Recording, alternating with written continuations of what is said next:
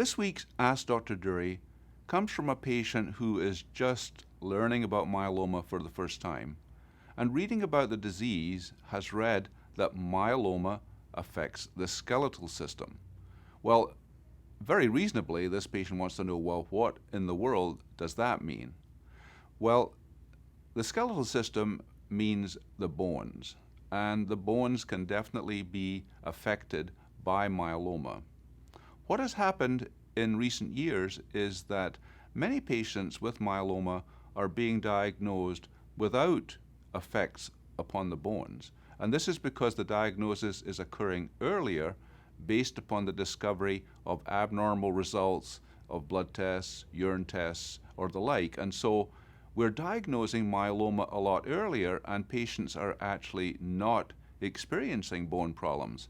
Hence this kind of question to understand, I don't have bone issues now, but maybe based on what I've read, I'm going to get those problems later. And so I think that this is a very reasonable concern and something to be considered. Fortunately, patients who are diagnosed and treated early may never develop bone problems, and this is obviously the good news. However, we do need to be cautious that some patients may indeed still be at risk for developing some bone disease over time. And so I strongly recommend that all patients, even if they do not have obvious bone issues, because the myeloma cells have been just at a very, very early point of starting to cause bone damage at the site of involvement in the bone areas, even if that is the case, we should do specialized testing just to evaluate the status of the disease.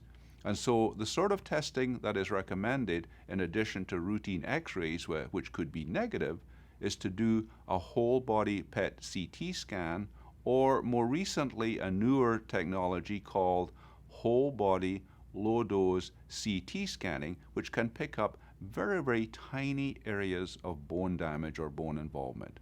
And so those are important things to consider, to be aware if there is some tendency toward bone damage. If we do find any indications of that, we recommend the use of preventative therapy using the bisphosphonate drugs, which are safe and widely available. The most commonly used bisphosphonates are Zometa or Iridia, and these are obviously widely used. And so the bottom line answer for this patient is that it is indeed very important to be aware of skeletal issues, which means areas of possible bone damage caused by the myeloma.